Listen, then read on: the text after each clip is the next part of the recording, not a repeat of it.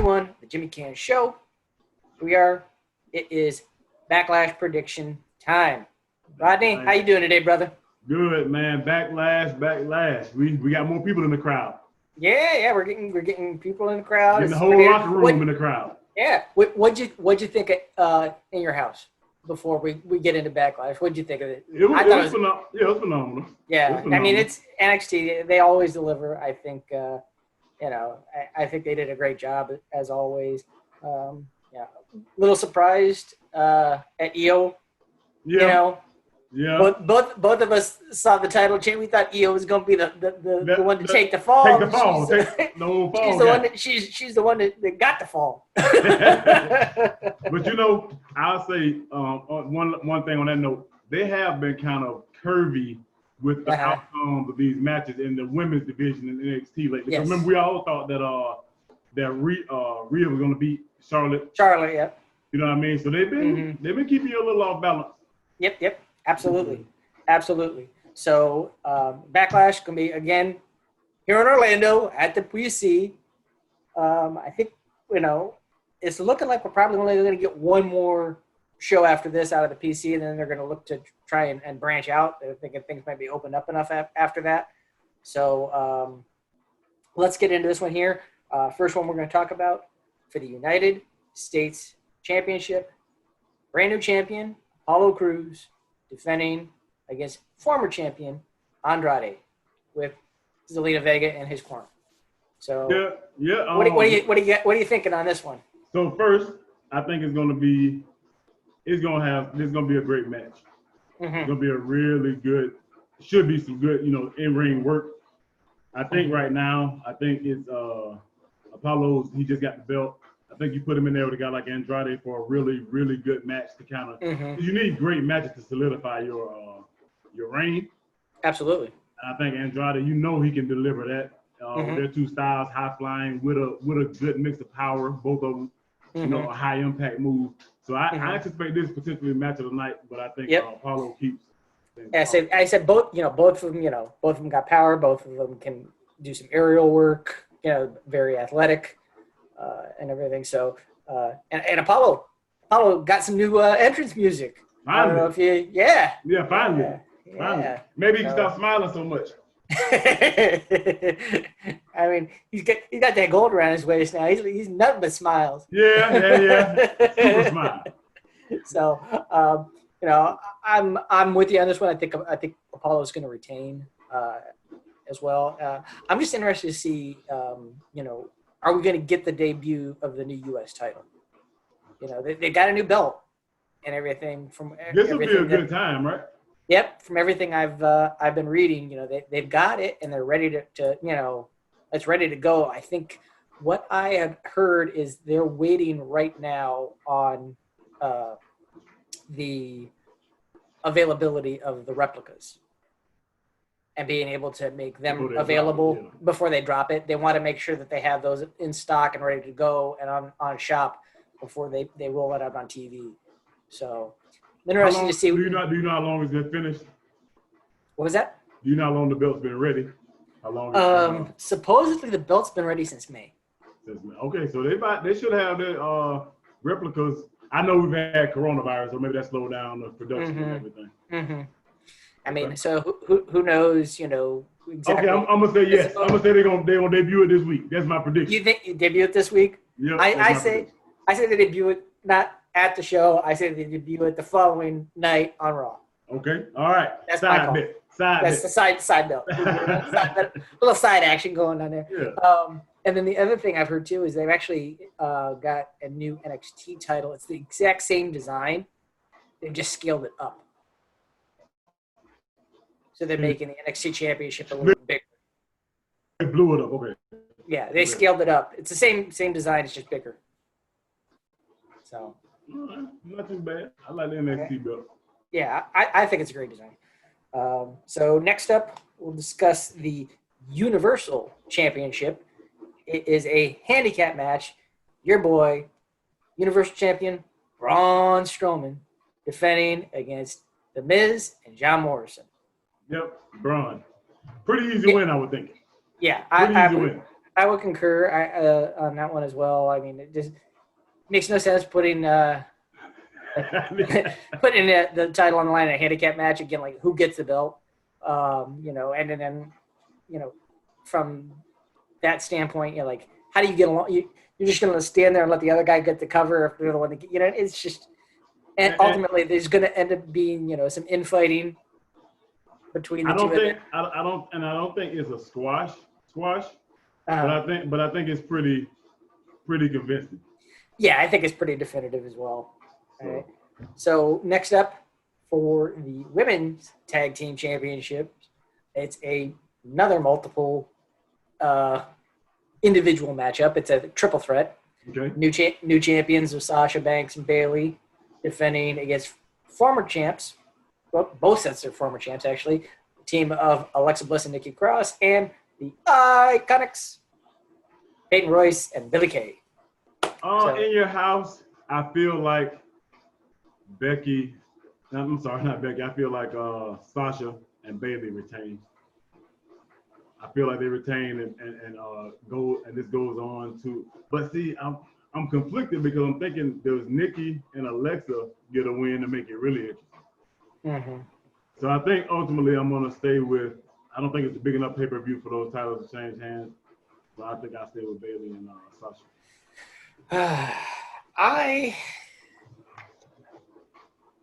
It's a lot. I mean, I think that it's been simmering and boiling the dissension between Sasha and Baley and everything. It's just when is the kettle going to finally blow? Is when is really what it comes down to. Is like, does it happen this month? Do they go another month?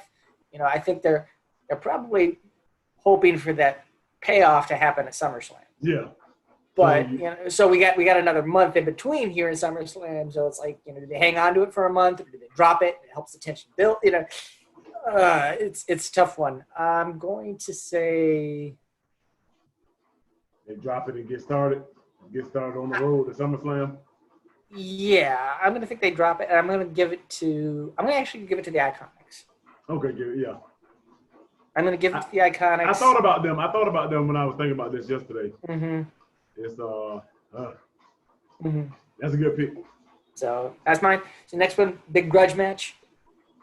Jeff Hardy against the Celtic Warrior, Sheamus. I mean, nothing on the line here other than just animosity. I think Jeff wins this one. I think Jeff wins this one. I think they're in the middle of a feud. So yep. I think Jeff wins this one to further feud a smaller pay-per-view with maybe a big match at SummerSlam where Sheamus gets the win, because I think Sheamus has more legs. Mm-hmm. His career still has more legs left in it. Mm-hmm. And I think Jeff Hardy's legit. Mm-hmm. He's a legend. So I think ultimately Jeff wins this one. Sheamus wins the feud. Yeah, I think you're onto something there. I think we're going to see at least 3 matches out of this. I think this is the first. I think we're going to get probably something next month at Extreme Rules that ups the ante, and then we're going to get the final payoff, at SummerSlam. If that's the case, that's my guess. I think it's a 3-parter. That's my suspicions and everything. So I'm going to agree. I'm going to say Jeff takes this first one. Set it up. Yeah, further the story. To further the story, yep. All right, I like it. So next up for the WWE Championship, champion Drew McIntyre taking on the dominant Bobby Lashley, the MVP in his corner. Yep. Drew. Easy pick. I don't know on this one. I'm a little torn. I mean, I think Drew's a great champion and everything, but I think, ultimately him being crowned with no fans, I think this could be a great opportunity to maybe get it off of him and then build up a little bit and then put it back on him at SummerSlam when there's actually a crowd to react to it. So, yeah. You know what I mean? Bobby Lashley was that Universal Champion? No, this would be WWE Championship. Bobby Lashley. Bronze Universal Champion.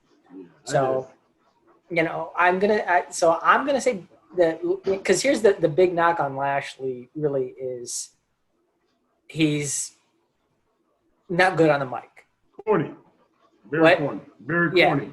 Yeah. So, but he's got a mouthpiece now in MVP. So all the promo work and everything like that, MVP can handle all that during the title reign, and it can help. You know what I mean? And all he has to do is just be that physical, dominant person in the ring. For the short term. Because like I said, I don't think it's going to be a long term thing. I think, like I said, they want to really crown Drew with a reaction. I think they want some type of reaction when it happens. Yeah, so and if he loses with some foul play, mm-hmm. It kind of keeps him strong. I like Drew. I like him too. And like I said, this is no knock on him. This is not saying he's not cutting it as champion or things are floundering with him with the title or anything like that. It's not that at all. I just think that they're hoping to really be able to capitalize on him and his his personality and everything. And in order to do that, you need a crowd.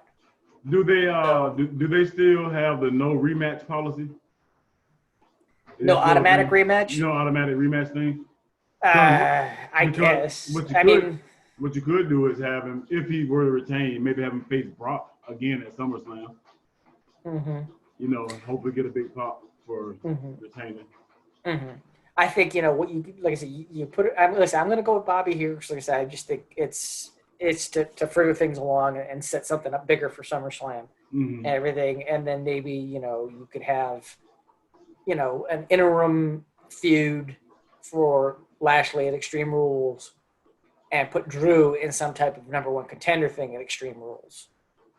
That sets up the SummerSlam. If there's no automatic rematch, and then that way you've got something for each one of them to do next month. Who do you like in that little side feud for Lashley? Who fits in that slot? Who fits in that slot?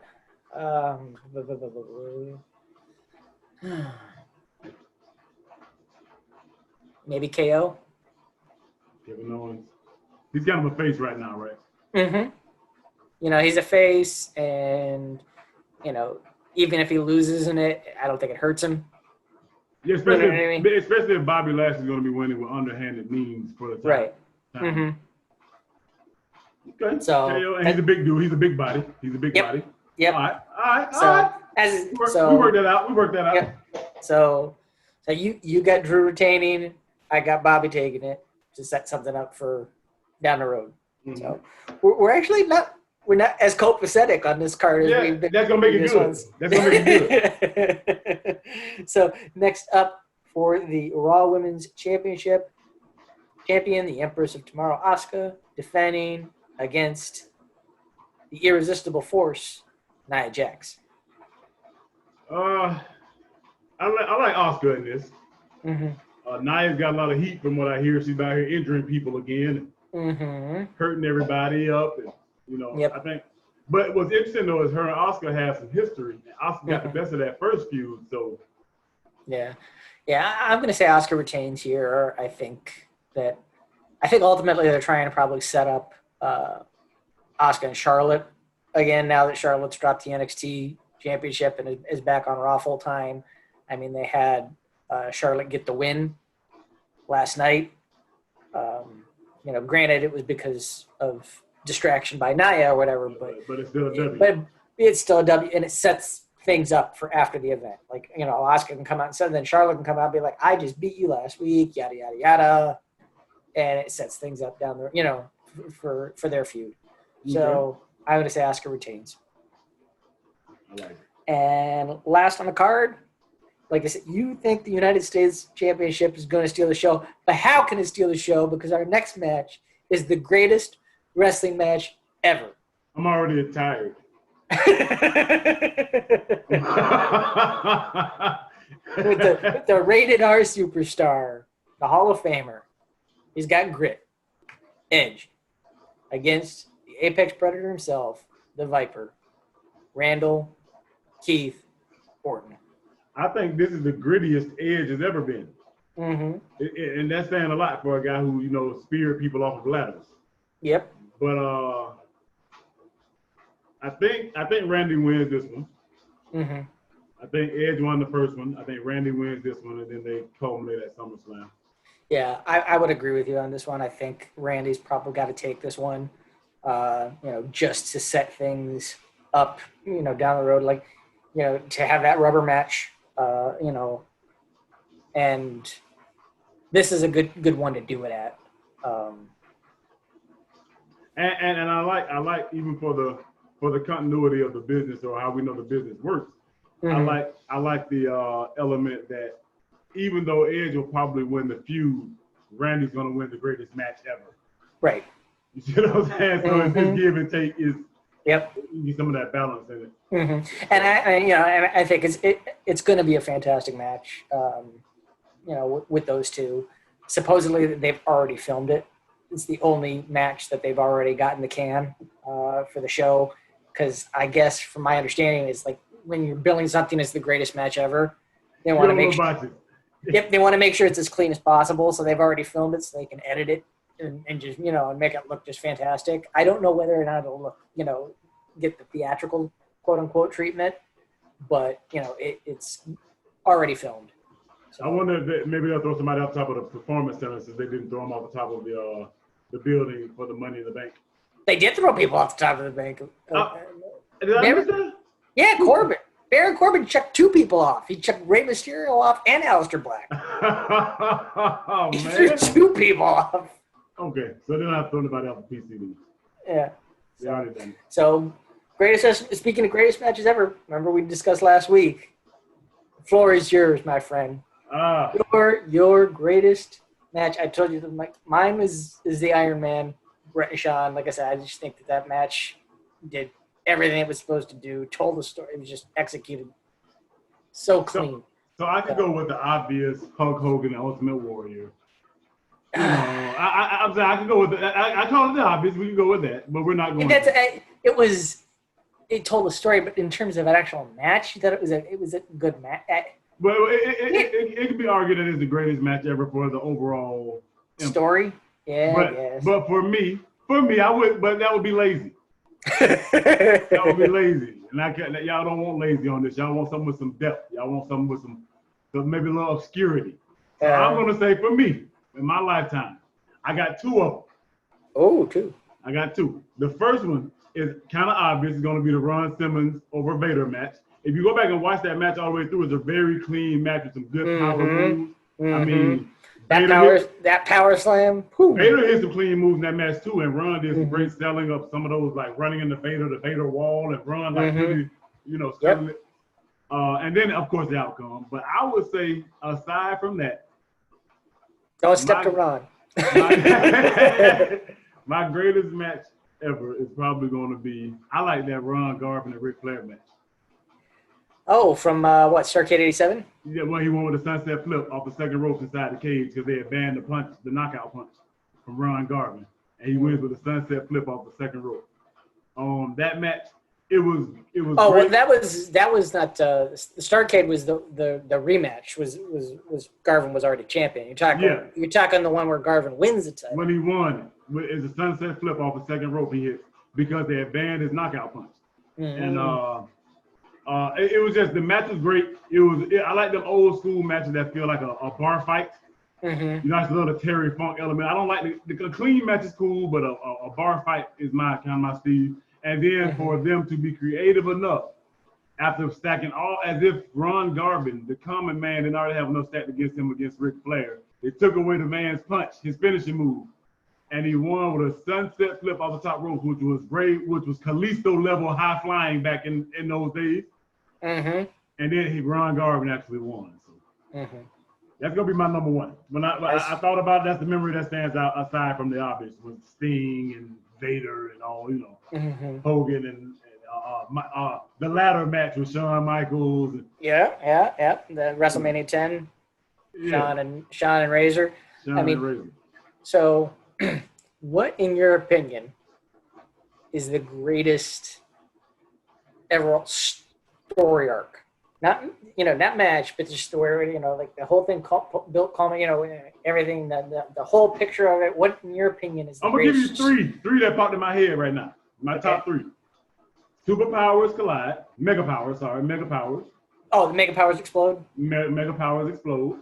I agree with you. That's mine, because, like I said, that was a full year arc and build, and it never got boring. It was just done so well. Like, you set it up at Mania 4, and here's the thing, and then they go to SummerSlam, and then Survivor Series, and then main event, and then it's just the story arc on that, and then honestly, like, you really look at that feud and everything. It was a great feud and everything, and the Mega Powers exploded at Mania 5, but it didn't end at Mania 5 either. Okay. Remember, that thing kept going.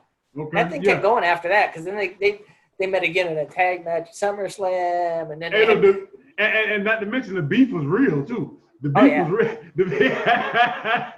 Well, not at the time. Not at the time. Yeah, but it had a spirit that it was going to evolve into. Yeah, they worked themselves into a shoot. Now I'm gonna shoot you a couple honorable mentions. Yep. Rick Rude and Jake the Snake. Oh, with the wife. Yeah. Rick Rude and Jake the Snake. Jake the Snake and Macho Man. Yeah, with the match made in heaven, and then it was this Cobra and everything. Do you ever hear some of the like behind the scenes stuff with Jake on that whole scenario with the Cobra and everything? Like, obviously it was a devenomized Cobra and everything like that. And, before they did the angle, Savage goes into the locker room and basically, tells him, he's like, you sure that, he's like going to, you sure that thing's devenomized, brother? And he's like, yeah. He's like, you're not gonna have a real venomized snake bite you. Yeah, it's fine. And everything. He's like, why don't you let it bite you? Like that and everything. And she's like, I'm not gonna let it. You won't let it bite you. So I don't think. So then Jake had to let the snake bite him in front of Savage. In order for Savage to believe that it was. So Jake was pissed off. So when he goes to the ring to actually do the spot and everything, right before he turns around to have that snake, he slapped the shit out of that snake. Oh, to make it mad. And then turned around, and that thing latched on to Randy, and everything, and it wouldn't let go. Yeah, I saw he was trying to get it off his arm. It wouldn't let go. He was trying to get it off his arm forever. Yeah, it goes, and Liz comes out, and she's like, Vince is living back. He said, get it off. And Jake's sitting there, he goes, I'm trying to. And everything. But that's a little behind the scenes on that. Okay, that's the different claw that I'm talking about. That's the different claw. It's just a different generation of competitors back then. Them dudes was a whole different breed. Oh, absolutely. So now another honorable mention: Sting and Vader had some great Dusty and versus the Horsemen. You have to now we have to come up with a list. Now we got to come up with a list. A list? What top 10 greatest story arcs. Greatest story arcs? Top 10. We do that. We'll work on that, and then we can discuss that next month when we do our Extreme Rules. I like it. So have them come back next month for the list. I just got up the I got done recording another retro. Which one you do? Next one will be coming up, WrestleMania 3. Oh, that's okay. Now you getting into some cult following. Yeah, buddy. So that's so keep an eye out on the channel for that one. So give us a like, a share, and subscribe. Everybody, stay safe out there, and we will see you when we see you. We'll see you soon.